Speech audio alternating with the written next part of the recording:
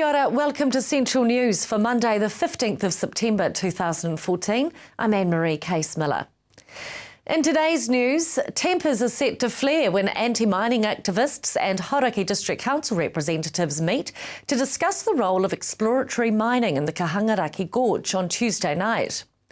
The public meeting at the Pārua War Memorial Hall follows Sunday's public protest at Crown Hill Bridge, where more than 300 people passionately showed opposition to the mining plans. Coromandel Watchdog spokesperson Ruby Powell says the nationally significant issue is gaining momentum, with people from as far as Auckland, Tauranga and the far reaches of the Coromandel attending yesterday's public protest. Coromandel electorate candidates Catherine Delahunty from the Green Party and Labour's Corbinian Poshell were present to listen to concerns. National MP Scott Simpson did not return the anti-mining activists' invitation. Hamilton City Council's Community Development Unit has extended its community profile survey into October.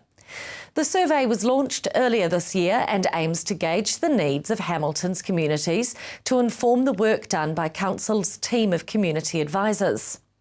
Jennifer Murray, Council's Community Wellbeing Manager, says that although the response rate to the survey has been good, a broader geographical spread of responses is required. In sport, and Waikato's under-19 team, the Waikato Juniors, is aiming for a top seeding for the inaugural Jock Hobbs Memorial National Under-19 tournament that takes place in Taupō later this month. Seeding tournaments are underway around the country leading up to the tournament, which is taking place at Owen Delaney Park from Sunday the 28th of September to Saturday the 4th of October. The Waikato Juniors are off to a fantastic start with a convincing pre-season win over North Harbour, Northland and Taranaki and an opening seeding tournament win over Bay of Plenty. Imposing minimum safety standards and procedures for security guards will be called for by Tauranga Labour candidate Rachel Jones if she gets into the beehive this election. Rachel says the flood of security guards to work and income officers across the country following the fatal shootings in Ashburton has spotlighted an often neglected industry. She says many security guards are undertrained, underpaid and underappreciated for their work, and higher standards must be put in place. And now taking a look at our region's marine forecast. Firstly for West Coast and Raglan, rising to 25 knots this evening. Sea becoming rough with a southwest swell of 3 metres easing. High tide at 15:36. East Coast, Bay of Plenty becoming nor'west of 25 knots early morning, changing to a westerly of 25 knots in the afternoon with a period of rain expected. High tide 12:47. Just ahead on Central News, the rising popularity of cafes and bars in Hamilton. Kia ora, welcome back to Central News. With over 170 bars, restaurants and cafes throughout the city, Hamilton boasts the highest per capita hospitality choice in New Zealand. And a brand new one has just joined the throng to rave reviews. Coffee Culture opened last month at Five Crossroads, and I recently spoke with brand manager Sasha Coburn about the decision to open the first North Island store in Hamilton, what Coffee Culture is all about, and about her passion, women in leadership. We're all about communities, great coffee with great people.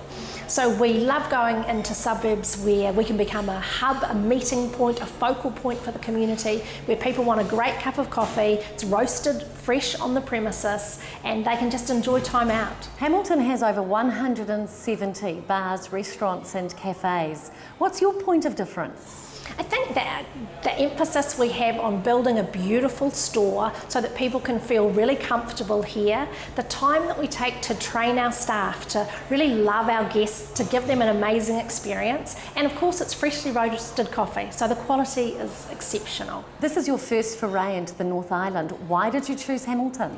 Hamilton is a fantastic place to live.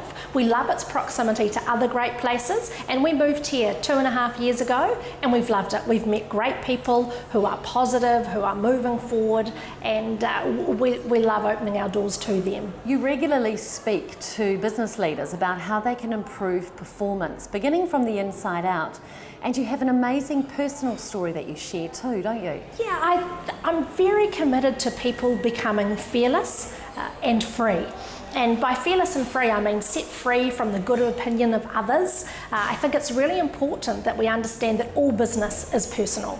And if we work on ourselves, that's the biggest thing we can do to improve our businesses, to acknowledge what our own fears are and to get over them. So I'm passionate about helping people get over the fears, the things that are holding them back, the fear of failure, the fear of success, the fear of what other people will think.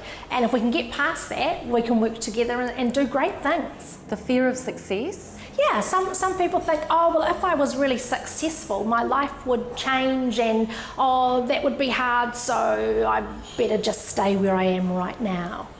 And I just encourage people to go for it. You're also passionate about women in leadership. Tell me about that. Yeah, I would love to see more and more women step up into positions of responsibility. I think we are getting there in the professional fields. I don't see so much of it in business. So I'm excited to be working with other women in the Waikato to say, how can we develop the next generation of leaders? How can we say to our girls and our young women, it's okay to be out the front. It's not about being bossy. It's about being assertive and becoming all that we are capable of being. How does Coffee Culture help promote women as leaders? We run a number of small business programs for our young leaders, both men and women, but hospitality attracts a lot of young women. Many of them don't have qualifications, so we work with them to give them everything that we know about business. We share all of that expertise very openly and freely and give opportunities wherever we can. Now, you have only been open a few weeks here in Hamilton at 5 Crossroads, but what's next for Coffee Culture? We are very steady as she goes. We'd like to make sure we're doing an excellent job in the 5 Crossroads community, and then we are open to looking at other locations in the North Island. Make sure you call in and see the team at Coffee Culture, 5 Crossroads in Hamilton, or check out coffeeculture.co.nz. This year's election appears to be getting everyone fired up, and for good reason. Tony Stevens discussed with Amanda Harper about the political system, how social media plays an important part, and the importance of young voters getting passionate about politics. Tony, what is the Get Out and Vote campaign? Well, the Get Out and Vote campaign is a politically neutral campaign where we're just trying to encourage all of New Zealand to get out and vote, basically. And it's a response to low voter turnouts. We think it's important that everyone gets involved in our democracy and contributes to society. Voting is a really important way to do that, isn't it? Yes, it definitely is. Now, are you working a lot with youth as well? Yeah, so I'm coming from the Stand Up, the youth union movement. So that's part of the wider union movement in New Zealand, and they've come up with the Get Out and Vote campaign. And yeah, I guess specifically youth do have a history of not voting, and I think that's due to a lot of reasons: a lack of education in the secondary schools, and maybe the politicians don't perhaps see the value of engaging with young people as much as older voters.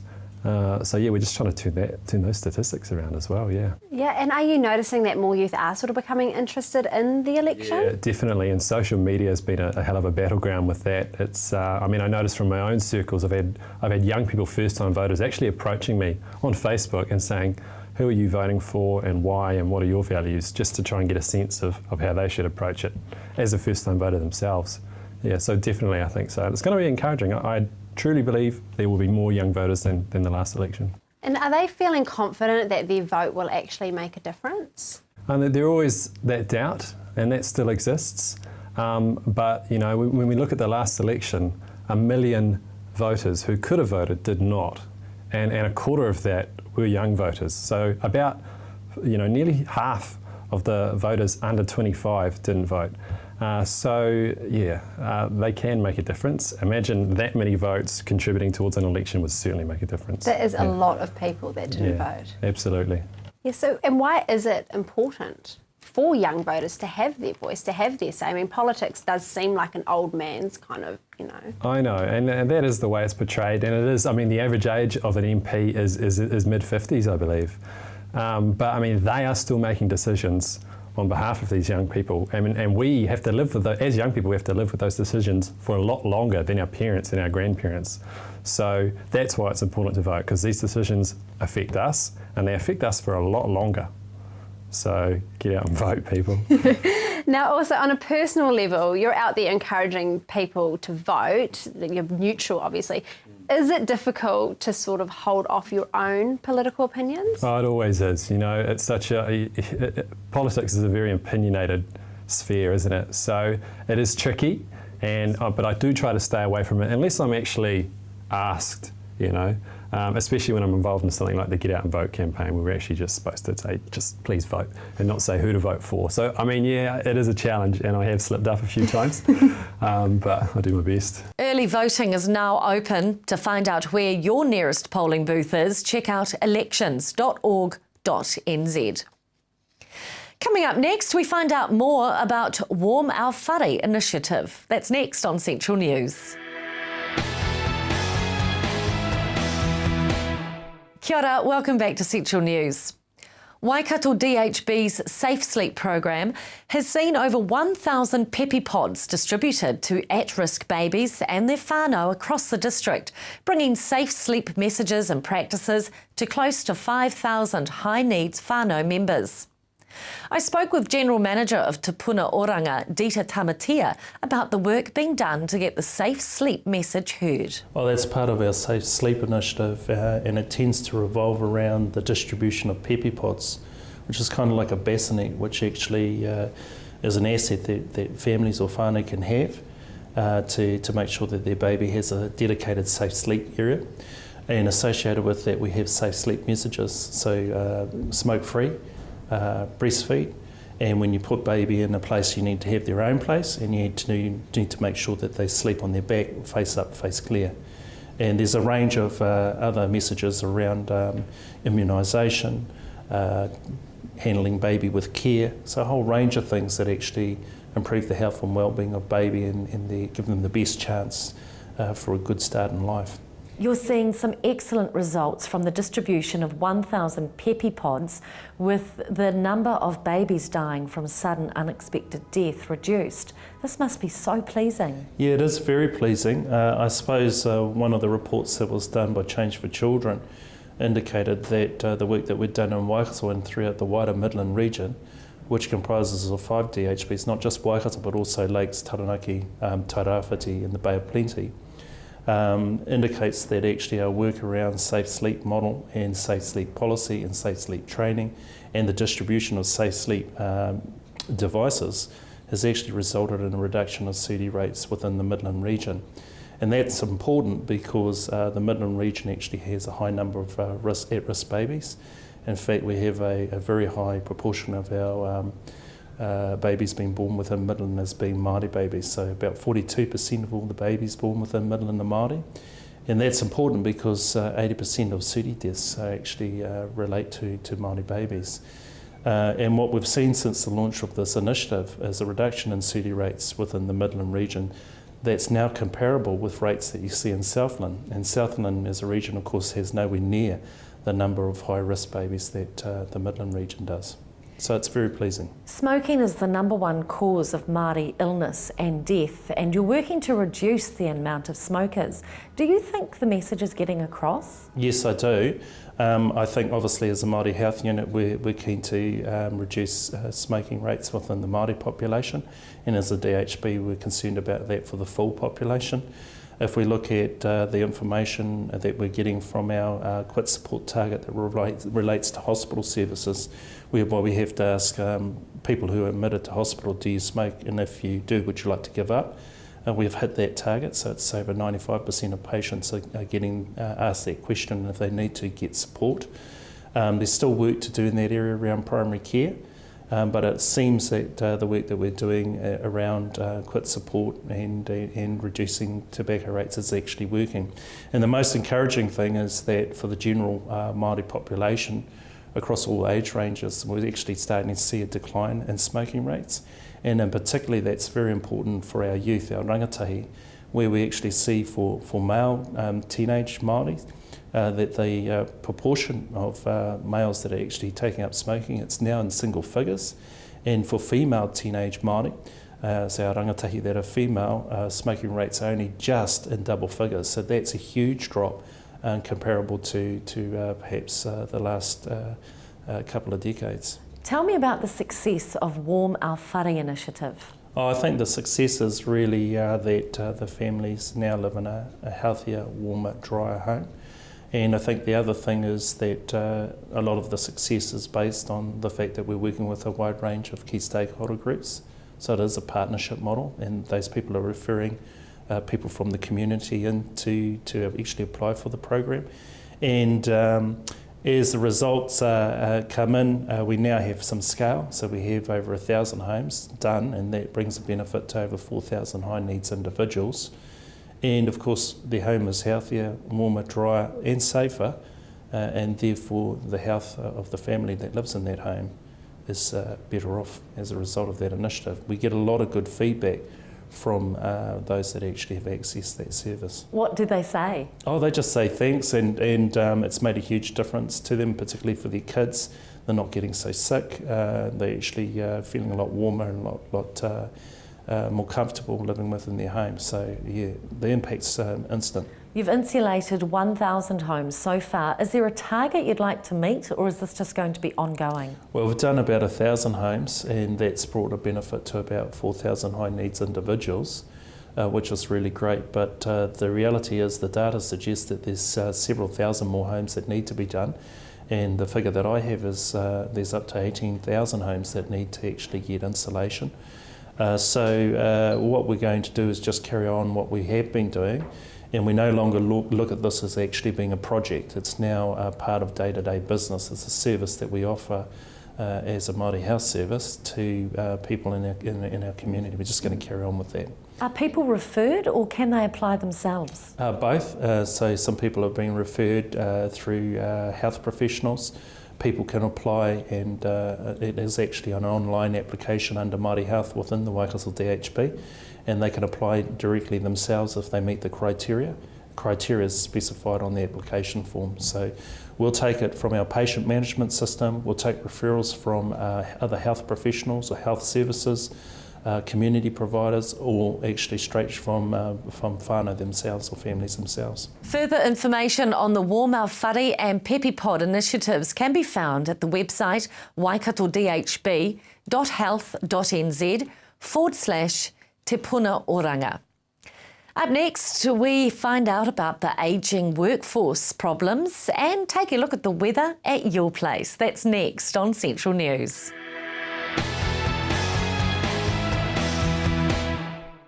Kia ora, welcome back to Central News. An ageing workforce is said to be one of the major problems facing the Western world.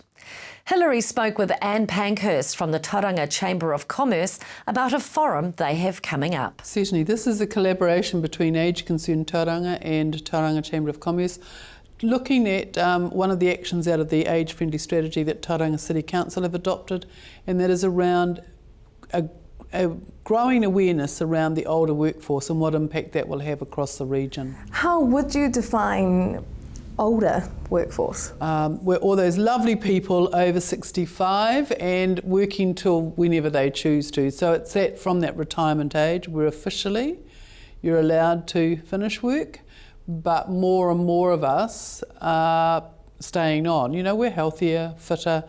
Well, some people are healthier and fitter, and they can stay on and work, and they're mentally agile. So health is keeping us alive longer. We can work longer if we wish. So who will be speaking at the event? We start the morning off with Matthew Bell from Treasury, and he will give that wider perspective across the country of what an older workforce means. He'll have some stats around just what is happening in the economy and what that will look like.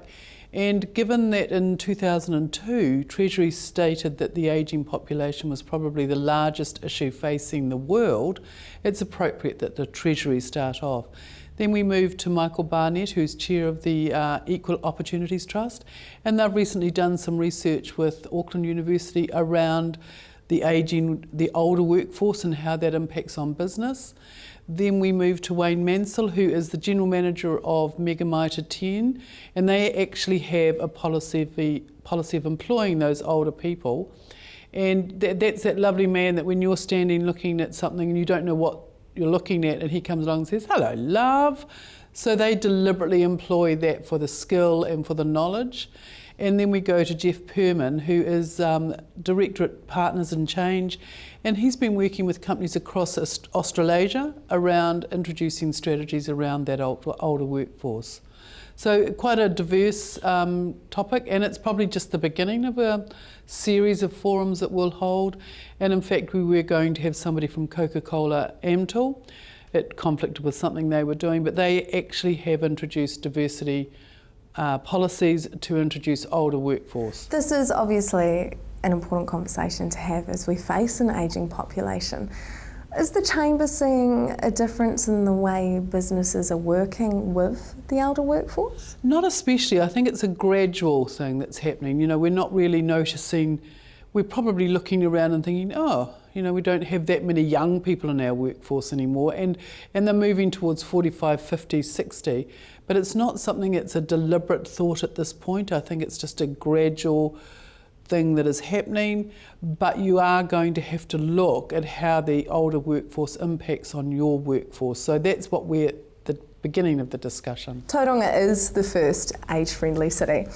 What does the strategy do to address the ageing workforce issue? It's starting to talk about practices and those policies and the diversity policies and how you recognise you have an older workforce, what value they are, the opportunities that they offer. I've sort of, you know, there's a lovely expression, turning silver to gold. So it's about the opportunities, not the negatives, that you have a huge opportunity with an older workforce, which is really powerful in a business if you see it positively. So that's the sort of thing that the age-friendly city is looking towards, particularly in the workforce. To register for the event, email events@tauranga.org.nz. Time to take a look at the weather now at your place. First up, Hamilton, morning rain, then a few showers with nor'westerlies expected, high of 16 and low of 9. The rest of the Waikato, morning rain followed by fine spells and a few showers with nor'westerlies expected. Paeroa 17 and Matamata 15 and 6. Te Awamutu 16 and 9 and Tokoroa 14 your high with 7 overnight. Tauranga, expect rain to develop in the morning, clear in the afternoon with nor'westerlies expected and a high of 17 degrees with a low of 9 overnight. The rest of the Bay of Plenty, rain spreading from the west during the morning, then clearing with nor'westerlies expected. Te Puke, expect a high of 15 with a low of 10 overnight. That's Central News for today, Monday the 15th of September 2014. Thanks for joining me. Make sure you join us on our Facebook page and let us know of news or events happening in your area. I'm Anne-Marie Case-Miller. Ka kite anō.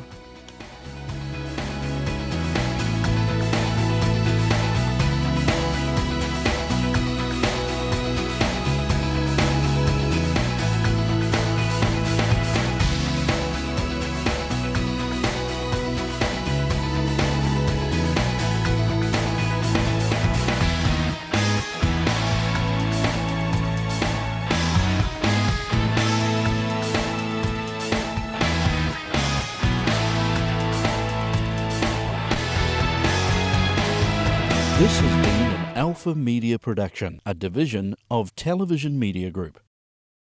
Supporting local content so you can see more of New Zealand on air.